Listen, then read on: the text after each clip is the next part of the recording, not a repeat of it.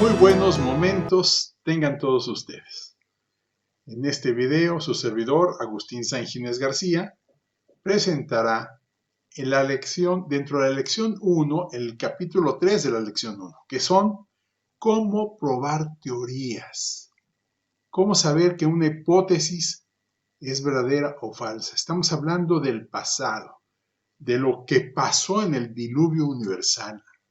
¿Qué pasó en el diluvio universal? ¿Pasó verdaderamente el diluvio universal?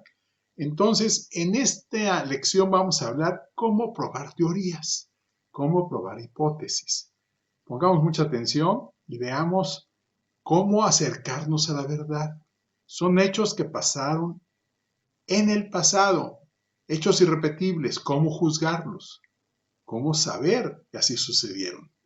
Los invito a tener presente esto que estamos trabajando. Muchas gracias. Atención. Creo que vamos por buen camino. Seguimos avanzando científicamente. Estamos contra el pensamiento dominante, pero no estamos haciendo nada estrafalario ni nada contra las leyes universales de la física. Ojo, estamos haciendo interpretación científica, no teorías fantásticas. Gracias. En nuestra lección número 3, o nuestro estudio número 3, en la 1.3, vamos a explicar cómo evaluar teorías. Para explicar científicamente un evento del pasado no observado e irrepetible, primero debemos asumir las condiciones existentes antes de ese evento. A partir de estas supuestas condiciones iniciales, intentamos determinar qué debería suceder de acuerdo con las leyes de la física. Se deben utilizar 3 criterios para evaluar la explicación propuesta. Un camino aceptable es asumir las condiciones del presente para realizar conjeturas o inferencias de lo que pudo haber ocurrido en el pasado.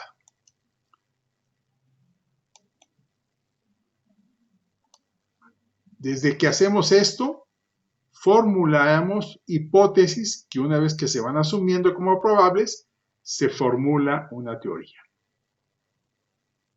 ¿Qué permite tener confianza en una teoría? 3 elementos. Primero, procesos. Los procesos para generar el fenómeno violan una de las leyes de la física, como la ley de la gravedad, la ley del movimiento, la ley de la difusión de calor, etc. Si la viola, esa teoría de principio es falsa. Segundo, parsimonia. Parsimonia significa aquí el uso de pocos supuestos. Mientras menos supuestos haya, es más probable que sea válida esa teoría. Es el uso de supuestos previos a la presentación del fenómeno, en este caso, el diluvio universal. Si algunos supuestos permiten explicar muchas cosas, entonces la confianza en la explicación será excelente. Por el contrario, si se utilizan muchos supuestos para explicar algunas observaciones, o si debemos agregar continuamente nuevos supuestos o modificar nuestra teoría propuesta a medida que se hacen nuevas observaciones, entonces deberíamos tener poca confianza en esa teoría explicativa. Y un tercer elemento, el primer elemento dijimos que era los procesos, la segunda es la parsimonia, la tercera es la predicción. Una teoría legítima nos permite predecir cosas inusuales que pronto deberíamos ver si miramos en los lugares correctos y hacemos las mediciones correctas. Las predicciones verificadas aumentarán en gran medida nuestra confianza en una explicación. Las predicciones publicadas son la prueba más importante de cualquier teoría científica. Como ejemplo, pondré el caso del pez perdido. Hipótesis 1. El pez desapareció en el aire delgado. Esta rompe una ley física básica, la ley de la conservación de la materia. Por tanto, es una teoría o una hipótesis falsa, fácilmente desechable. Hipótesis 2. Entró un vecino y se robó el pez. No está en contra de ninguna ley física. Pero hay muchas preguntas subsecuentes. ¿Cuál vecino? ¿Cuál fue su motivación? ¿Cómo lograron entrar en la casa? ¿Sabían que había un pez en la pecera? ¿Por qué no lo detectó el sistema de seguridad? ¿Por qué no había gotas fuera de la pecera? ¿Había un vecino con antecedentes de ser ladrón? Etcétera, etcétera. Esta teoría prácticamente es estrafalaria. Requiere que haya un loco en el vecindario. Y las pruebas y las predicciones serían que encontraríamos huellas digitales en la pecera y que se encontrará el pez en casa del vecino. Hipótesis 3. El gato se comió el pez. No está contra ninguna ley física. No genera una gran cantidad de preguntas. Existe un motivo en los instintos del gato. Además, el gato tenía las patas húmedas y no quiso tomar su cena habitual. ¿Y qué predicciones hay? Que encontraremos el esqueleto de pescado en la casita del gato. En este caso, la hipótesis más probable es que el gato se comió el pez. Las otras hipótesis son la primera fantasiosa y la segunda muy problemática y estrafalaria. Con estos ejemplos vamos a estudiar cómo evaluar la teoría de la hidroplaca y cómo evaluar la teoría evolucionista de la tectónica de placas. La teoría de la hidroplaca, que explica el fenómeno que se dio en el diluvio universal, parte de tres supuestos clave. Los supuestos iniciales, como se explicó anteriormente, siempre son necesarios para explicar eventos antiguos e irrepetibles. La teoría de la hidroplaca tiene una suposición inicial mayor y dos menores. Todo lo demás se deriva de ellos y de las leyes de la física. Las explicaciones propuestas para eventos pasados siempre tienen algunas condiciones iniciales. Por lo general, no se mencionan. En el caso de la teoría de la hidroplaca, hay una suposición principal, que existía agua subterránea. Aproximadamente la mitad del agua que ahora hay en los océanos estuvo alguna vez en cámaras interconectadas a 100 kilómetros por debajo de toda la superficie de la Tierra.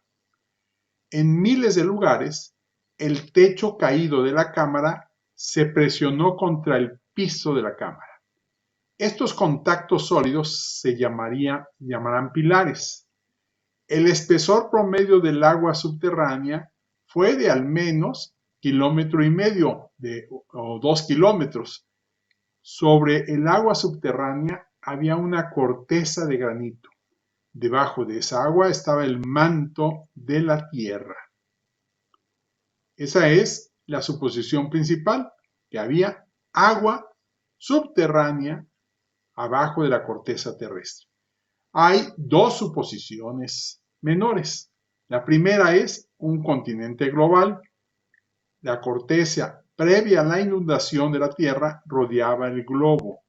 En la corteza había mares profundos y poco profundos y montañas generalmente más pequeñas de los que hoy hay en día, pero menores de 2.500 metros de altura. Suposición menor 2. Hubo una grieta inicial. Se produjo una pequeña grieta inicial en la corteza terrestre. Una vez que se formó una grieta de tensión, las altas presiones en la cámara y las concentraciones de tensión en cada extremo de la grieta habrían propagado rápidamente la grieta alrededor de la Tierra en un gran camino circular. ¿Por qué la cordillera del Océano Medio también rodea la Tierra como un camino circular? El agua subterránea que escapa violentamente ensanchó la grieta, lo que eliminó el peso del piso de la cámara debajo. Eso permitió que el piso de la cámara se abultara hacia arriba y formara la cordillera del Océano Medio. Por lo tanto, la cordillera del Océano Medio también sigue un camino de gran círculo. Muy bien, estos son los supuestos de la teoría de la hidroplaca. Un supuesto mayor y otros supuestos menores. El supuesto mayor es importantísimo porque además es coincidente con lo que dice la Biblia, que en el diluvio brotaron las fuentes del gran abismo. Muy bien, pues entonces pasemos, con esto terminamos el primer capítulo de la explicación de la hidroplaca. Vamos a seguir profundizando y seguiremos hablando de la hidroplaca. Con mucho gusto, me gustaría que me enviaran a mi correo o a mi teléfono las dudas, los comentarios y podemos debatir y podemos avanzar. Quiero expresarles mi gran alegría por escribir sobre la ciencia y develar lo que pasó en el pasado. Muchas gracias.